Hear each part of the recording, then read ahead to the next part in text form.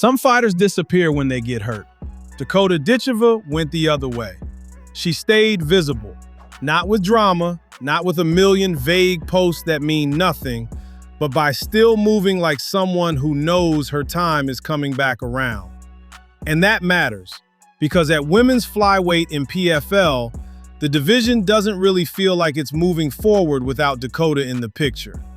It feels like everybody's jogging in place, hoping the bell doesn't ring yet.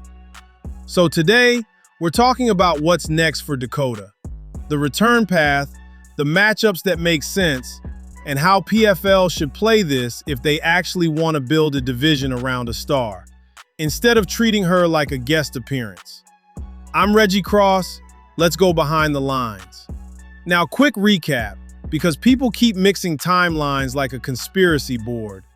Dakota gets banged up in Thailand, and instead of spiraling, she does what smart fighters do. She lives a little while the body catches up. She's out there in Thailand, enjoying what time she can with her brothers. Then she's skiing with family in Bulgaria, which is either wholesome or the most aggressively European rehab plan I've ever heard. Then she swings back through Florida briefly, resets, and goes back to England to train at her mother's gym before heading to Dubai. And that's the part a lot of people missed. She still went to Dubai, the event she was supposed to fight on. She didn't show up with a cast and an excuse. She showed up present, watching, supporting, and even doing a bit of commentary. Hey guys, Dakota Ditcheva here. Just finished commentating on 2 of the fights. Cut me some slack. I hope I did alright and entertained you all, but make sure you're tuning in for the fight. There's lots more to come. See you soon. That's not filler. That's Dakota understanding something a lot of fighters don't.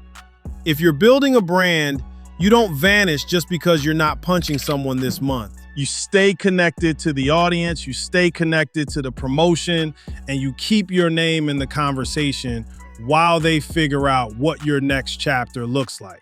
Because the next chapter is the whole point. Dakota's not a prospect anymore. She's not in the learning stage. She's in the collecting names stage. So let's get to the real question. Who should those names be? There are 3 lanes PFL can take, and depending on which lane they choose, it tells you what they actually think Dakota is. Lane 1 is the clean return lane. That's Denise Kielholtz. It was already booked, it already has a built-in story, and it's easy to sell without needing a documentary series and a thesis statement. This was supposed to happen. Now it's happening. And stylistically, it's the kind of fight that lets Dakota come back looking like Dakota. Sharp, fast, calm, and a little bit cruel in the way she picks shots. Not because it's safe, like people love to say. It's not safe. Nobody's safe. It's fighting. It's clean. It's understandable. It makes sense. Lane 2 is the contender lane. This is where PFL either builds something real or keeps doing the random opponent roulette until fans stop caring. Because while Dakota's been out, the division keeps moving. Other flyweights are getting their moment. Some of them are going to look good. Some of them are going to look like they belong in there with a star. And that's where the matchups start to matter. Dakota doesn't need a busy fight. She needs a fight that answers a real question. Can this person survive her pace? Can they slow her down? Can they drag her into ugly minutes? Can they make her work for the win instead of just performing? That's how you build a division around a star.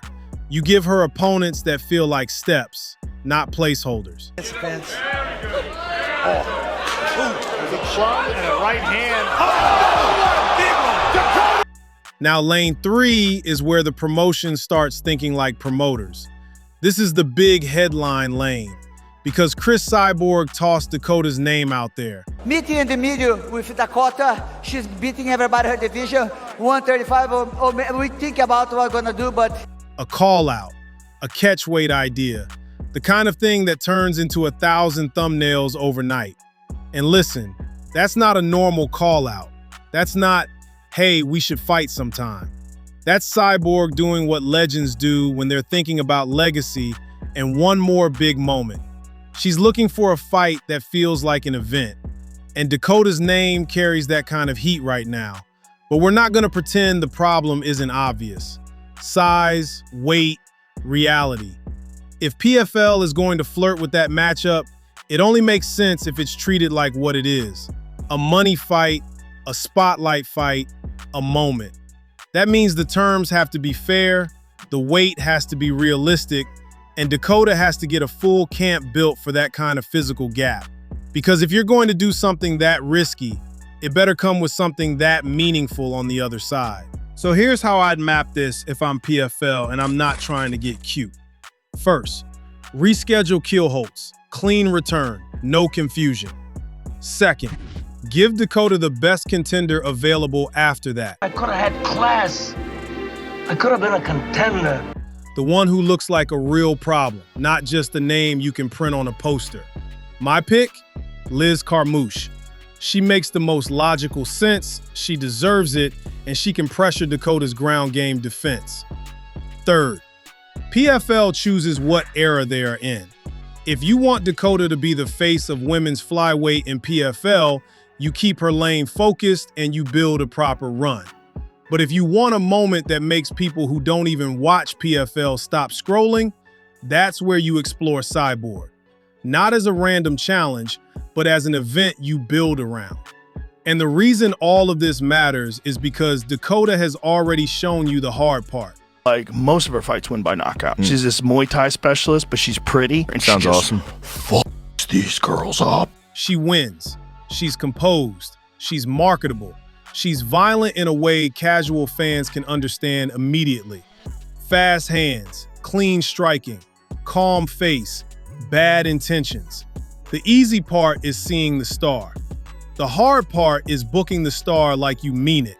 And Dakota, even while she's been traveling, spending time with family, getting back to her roots, training at her mom's gym, showing up in Dubai anyway. For me, this is the great thing about PFL and the way they look after the fighters. You know, they're thinking about giving them new opportunities. And, you know, when I mentioned doing this, they were up for it straight away. So she's basically been telling you the same thing without saying it. I'm not gone. I need a second. I'm not falling off. I'm just loading the next clip. So if you're in that flyweight division right now, you've got two options. Get better while she's away, or get scheduled when she's back. So who is your pick for Dakota's return? Denise, Carmouche, someone else entirely? Or we just set up a Cyborg going away present to put Dakota's name out there for the world to see? I'm Reggie Cross for Behind the Lines. If you're feeling the vibe, hit that subscribe. And remember, hype fades, legacy don't. Peace. 745 with